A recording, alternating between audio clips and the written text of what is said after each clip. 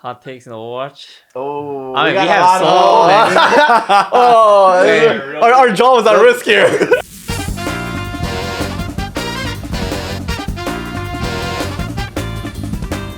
Hello everyone, this is Bishu from Houston Outlaws and welcome to another episode of After the Match. Today we have our usual members Jake and Junk, and today's guest is Mr. Dante himself.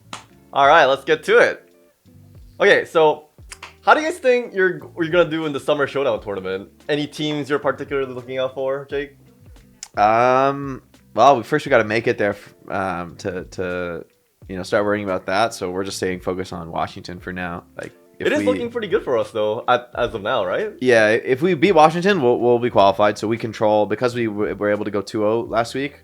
That means that we'll control our own destiny. So as long as we beat Washington, we'll be good. We'll be going to Toronto. But if we lose, there's like some scenarios where other teams can like win in certain ways where we wouldn't qualify. So we just want to get a win, secure the qualification, and then we'll worry about the Summer Showdown. How about you, Dante? Is there any like specific team that you're interested in, or like are you worried about? Is there like a dark horse that everyone's like underrating? Not any in particular. I think the good teams are all like good. I don't think there's any like, insane team, but I think the top teams are all solid, and all of them will be good matches. I would like to play London again, though. Yeah. maybe a rematch. We need a revenge match on that one for sure. We weren't ourselves, okay, London. We weren't ourselves. We beat ourselves. No, they were the better team that day. Yeah, they were. But I'm interested to see who's the better team the next day. Yes, sir. And if you guys got to pick your first round opponent in the Summer Showdown, who would it be? Who would it be? You want to Ego play pick first? London. Yeah, like actually. It depends who No. qualifies. I don't know. If you have a pick, Yeah, if we have a pick. I don't know. The It'll just be whoever looks the bottom, weakest. the bottom Right. four. I think they're all about the same level, so Yeah. yeah, it won't matter that much. Yeah, I think this meta, like, it's like clear how you want to play, so it's like hard to cheese. So I feel like it's like a lot more straightforward to just pick like the bottom tier teams, because it just means that they don't know how to play the comp as well. The only weird team is Mayhem. They pick like really weird strats, so they're the only team that's like noticeably different from any other team. Beyond that, it's just individual skill or team skill. Yeah. Does a team or any players have particular rituals or preparations before a match? If so, what are they? I feel like, Jake, did you have one when you were a player before? Not like a particular ritual, but I just always like, I don't know, would kind of do the same thing I do every day of like, eating a certain amount of time before the match. And for me, just the fact that it's a match, I would get like really like amped up and excited, and I would like tend to play well in matches. But it wasn't because I did something special. I think I was just reacting well to matches. Yeah. This is a better question for Dante. Yeah, though. yeah. Dante has a actually very has specific some- regimen. Okay, well, first I need my He's snacks. ready. Dante's ready. He's All like, right, he's so excited. I need my snacks because I don't want to be hungry mid-match or like halftime, because I don't know, being hungry is annoying when you're playing. You don't want to be hungry at all. So I have my snacks. I like to meditate if I feel like I want to that day. Like if I don't know, I just sometimes it just feels good to meditate. Like just do some breathing exercises right before the match, and then it helps me get in the zone. And sometimes I listen to music when we're in lobby and stuff. Just depends on the day, whatever I'm feeling. Yeah, my go-to pre-match was like, take the caffeine pill, 200 milligrams, let's go, baby. Like 30 minutes before a match, that was like my thing. And I also had a bad ulcerative colitis flare with all those caffeine pills. Might be related. Might be related. How about you, John? Like, is it just like another day of practice? I don't have anything Yeah. special. All right, for Junk and Jake, what are some things the coaches look for when prepping against a team? Well, I think Very broad we question. usually focus on becoming better ourselves rather than like thinking too much about that opponent. Yeah, In like a more normal meta where there's more variation, then we might look at like the thing that makes each team unique, or like if they prefer the certain heroes or the certain comp, and then think about how we'll counter that. Like we did that a lot, like especially the first stage where there's like a lot of different strategies being played against each other, first and second stage. But this stage, since the meta is like really stable and almost everyone's playing the same thing, it really is more about just getting better at that comp, because there's not really many surprises anyone's going to use. I think another like good thing to this goes for like any team in any games, I think, but playing your own game versus like trying to like match how the enemies play, it's just like usually just not a good idea, I think. Just I think always focusing on like how you like dictating like how you want to play, and like setting the tempo up like your own tempo rather than like matching the enemy tempo is like so it just makes the game so much easier. Like you guys know what to do exactly, and but like if you guys are like reacting to what enemies are doing, sure, even if you are like perfectly expecting it, like you're still on the back end, like they're still the ones like dictating tempo. And I think overall it's just like a better approach to take like your own tempo to the fight and to the games. And oh wow, look at this question. How does it feel to have 2 wins in a 1 week? Crazy, wow. It's been a while, I guess. Yeah, we this stage has been tougher for us than some of the others, but in the end, if we beat Washington, we'll be 4-2. It'll be a solid finish. I would say a decent finish, maybe is a better way to put it, to the stage qualifier and set us up well for being confident going into the Summer Showdown. It's definitely those are really important wins. Especially beating Atlanta was a really important win for us because they're quite close to us in like the overall season rankings. Mm-hmm. So for us to beat them is like a crucial, like for us to expand our lead on them and make it more likely that we'll be ahead of them come final playoffs, like get us a little bit of a higher seed there. So now we can focus on like, in the end, I guess it doesn't never change anything. You always just focus on winning the rest of your matches, but Yeah. it is still like a really good win to get against a team that is trying to compete with us for the spot. And this one's for Dante. All right, Dante, you're popping off as Younger Queen over the weekend. How comfortable do you feel on the tank role now that the season's all more than halfway through? I feel pretty comfortable on it. I think I've been in a lot of different scenarios in matches and in scrims and stuff, and I just keep like learning and learning. So I feel really comfortable in dive metas with Doomfist and stuff. I feel like I understand dive as a main tank, and now with Junker Queen, I'm getting a better feel for rush meta as main tank. And what is the Outlaws' general approach to tackling roster changes mid-season? Moving people around can inevitably affect the mental of a team that needs to be super locked in together. What do you think, Junk? There's a lot of aspects that goes into I feel it. like there's no general approach. Yeah, It's there like never is. It's just There the it opposite can't of be. it's a subject that you can't Yeah. approach Yeah, generally. yeah. It's like a human subject, throughout, right? yeah, throughout my career though, I think there's so much little things that you never think of. It's impossible to think of from outside perspective. And so with everything, the competitive business, interpersonal relationship, everything, and like if you include everything, it'll just vary so much. So Yeah, I think it's always like a subject that like the fans are super interested in. Like it's drama, it's like people like really want to know everything that's going on, but it's one of those things where like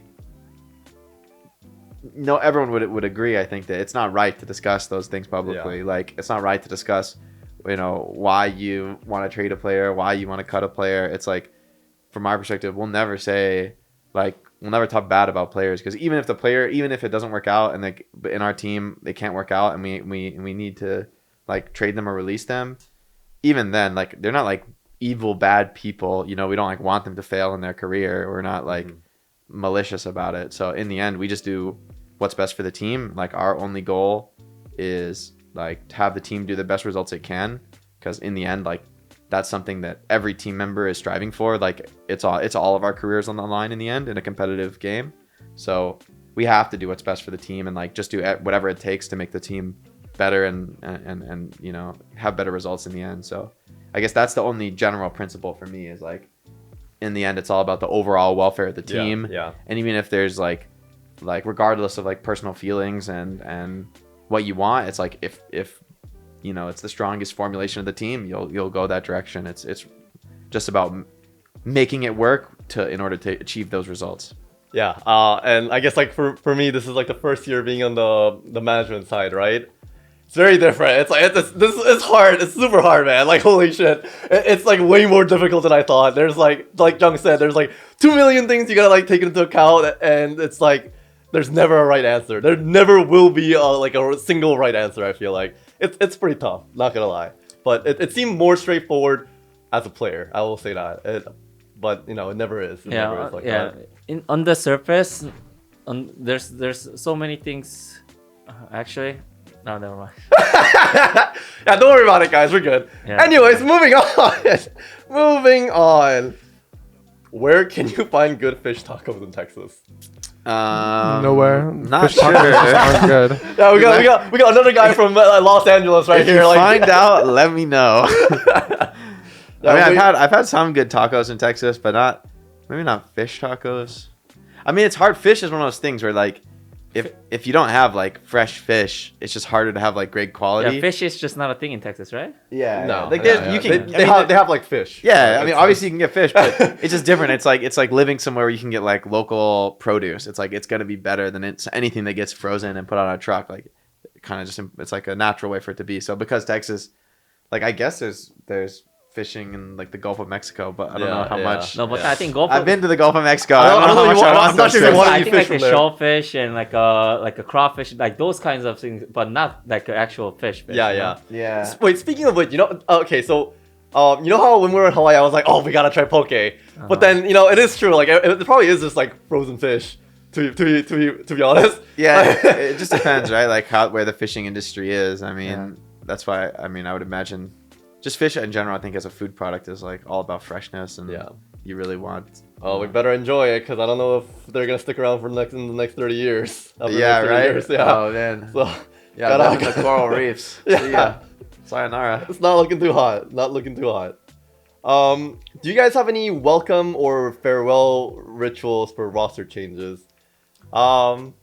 It's like normal stuff. Yeah, I it's mean, pretty normal. I think like just- I think any team would if like the time allows you, like they would like either throw something for them. But so I think, As we said before, everything is very very like if each case is different, so Yeah. we won't have like any general ritual that applies to everyone, right? yeah, like Since everything will be whatever we can very, do very it, like situational. yeah. Yeah, and then like I mean, in general, if we get a new player, we'll try to welcome them to the team and try to like Yeah. build those relationships, Mhm. in person. Yeah. And then as somebody's leaving, we wanted to like be on good terms and like send them off well. Yeah. Yeah. All right, last one. This is actually a pretty good one. How much does momentum factor in going into a match versus like match/tournament, and if it does, to what degree? No, it's like it seems very obvious that like momentum matters a lot and stuff, and I do agree a lot of times. But sometimes like sometimes you lose like every scrim and then you will win the match. Sometimes you win every scrim and then Yeah. you lose the match. Like in the end, it's just whatever. Like who knows how the momentum carries. I feel like if we are gonna talk about momentum, I think like momentum in the match. I think that's like the During one the that actually match? matters. Like in the match, Yeah. you can clearly tell. I feel like just Yeah. from my experience too. Like, Yeah. what about you with these guys in game? Like, isn't it like very obvious? Yeah, for me, I think this meta, it's really obvious when like the other team has the momentum, and like when you have the momentum, you kind of just feel it. You just feel good. Everything flows really naturally, and like no one's second guessing themselves. And I think in a meta like this, that's like key for it. Like it's super important to be decisive and confident with what you do in a meta like this, and maybe you don't notice it as much in other metas because I feel like they're just so different. But when the game's played this way, I think it's really important.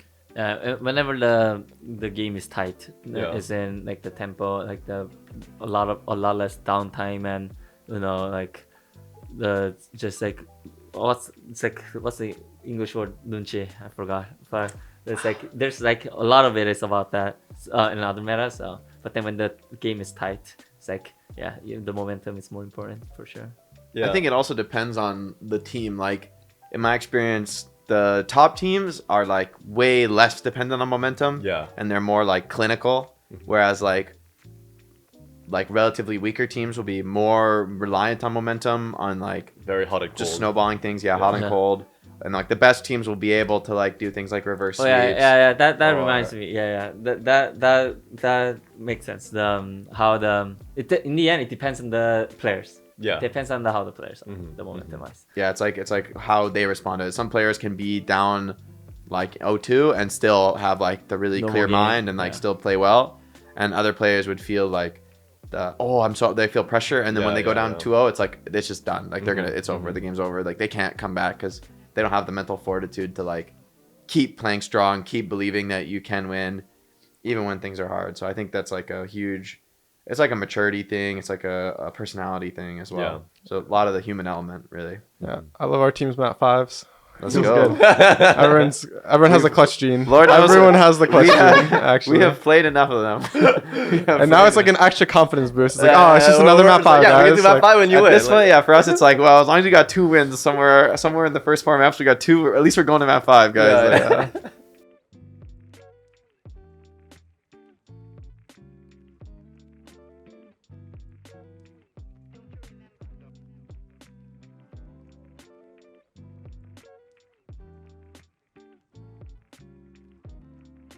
Let's just pass this on to Junk and see what Me? happens. To me? oh boy, oh I boy. mean, that has been my life for the past like 5 years, complaining about Overwatch. Yeah. So It doesn't even I'm feel never, like a hot yeah, take anymore. I'm It's never like- vocal about. I was never like publicly vocal about it. Where do you want to start? Overwatch. But the game, the production, the teams, the format, the casting. What do you want? About Actually, the this players? video just started now. This video is just starting.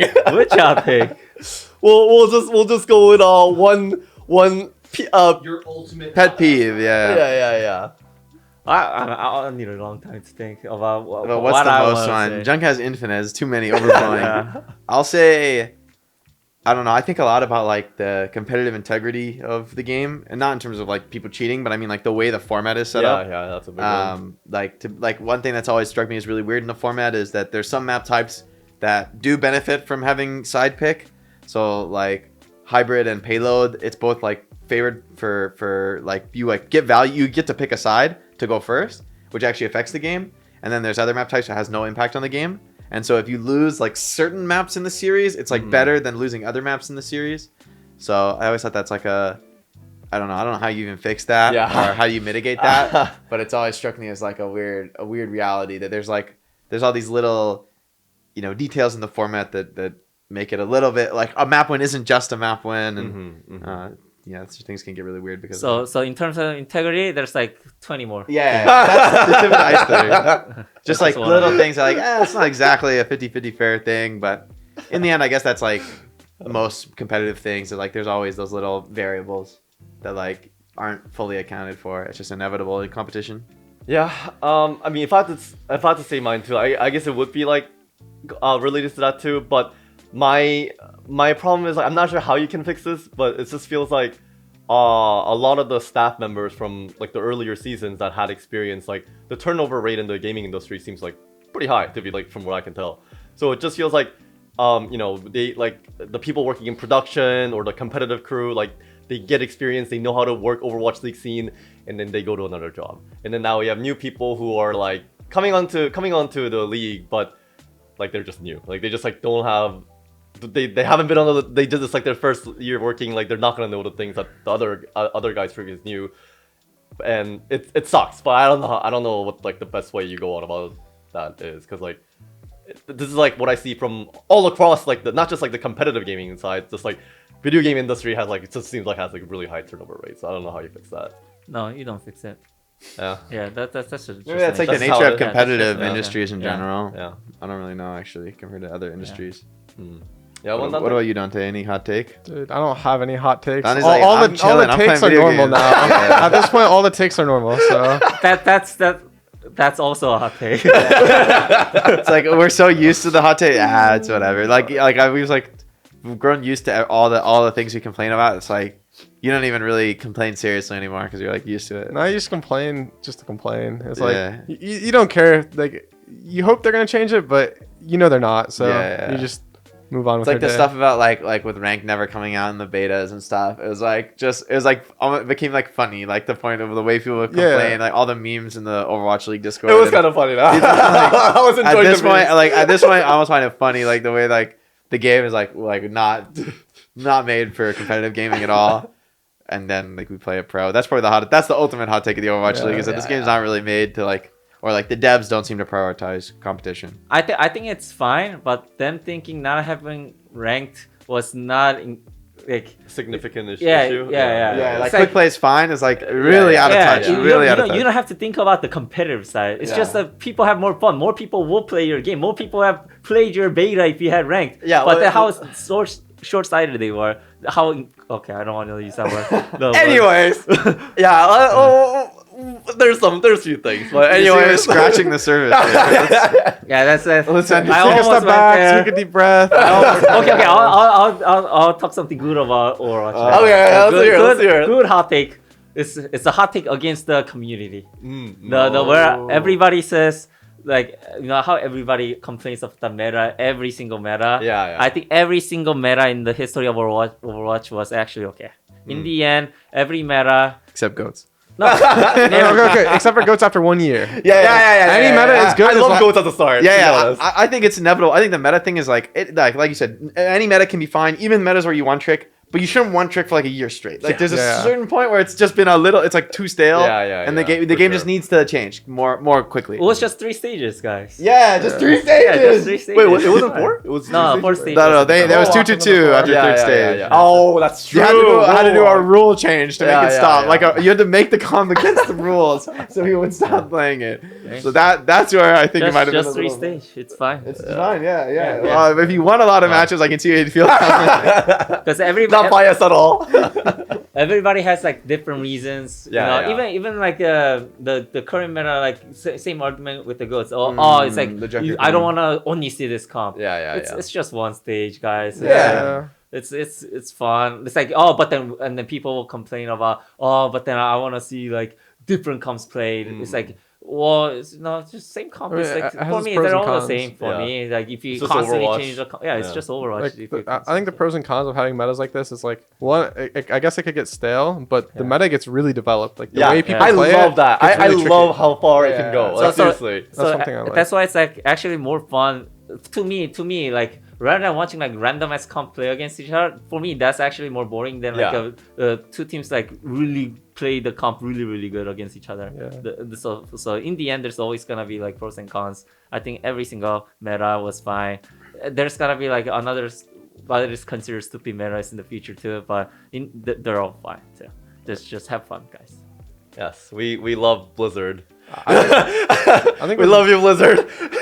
I think with new heroes and stuff, that's kind of how it will be. Like, there's always going to be a chance that a hero is overtuned, or the way the hero interacts with other heroes, it's Yeah. just a OP combination. Like, Yeah, like the Lucio devs- Brig was just never good, but with Junker Queen, it just enables it to be so good. I think So- that's usually when these comps get too out of control, right? Is when the devs don't consider how like a perfect synergistic comp where you Yeah. run like not just the one hero is too strong or too weak. It's like what if you run these 4 heroes all the time, right? Like Genji, Lucio Brig, Junker Queen. Those 4 together is like insanely powerful, insanely hard to deal with. So much unblockable damage, so much catch, so much and AoE everything, heals, right? AoE Yeah, everything. like so much of everything, and then why not run a hit scan on top of that? Sure, that's like always put a hit scan in your comp. But yeah, I think it's if anything though, it's good for like new heroes to be really strong. Maybe Junker Queen could be like a little weaker this patch and it'd be good, but I think it'd be really bad if she was like unplayable. Yeah. Like I think Sojourn being nerfed to the point of being like unplayable for the first stage was like kind of bad. It was like it's good for the new hero to be a little overtuned. Yeah. Maybe there's a line where okay, there could be like it could be like too much, but I think having the new heroes get a ton of play right when they come out is like that's like healthy. It's like for the game, like the casual players want to play the new heroes. You know? So in that discussion, I just came up with like 3 different hot takes. I don't. We gotta do next episode is just only this. No, it's just hot like take. it's just all hot takes. I don't mind heroes being OP. My- I don't mind the Junker King being strong. I don't mind. I like the direction where the Junker King went. I forgot if we talked about it last time, but like getting rid of shields and everything. Oh, yeah, That's yeah, like yeah, the better yeah. direction. It's a good hero for Yeah. the game. My positive hot take for the Overwatch League is that I think the observers do a fantastic job. The observers are like my favorite people. Yeah. A lot of people criticize the broadcast, like the broadcast quality isn't that good, like the bitrate quality or whatever, due to the YouTube limitations or whatever. I don't know why it is that way. But and people criticize the Overwatch League. People criticize a lot of aspects of Overwatch League, but I really think for me, like the observers, like they're all people who like as far as I know, they're all like people who like love playing Overwatch. They like watch the game, they like play seriously, and then they like the passion they have for the game shows through in the visual presentation of the league, which I think is pretty cool. Yeah.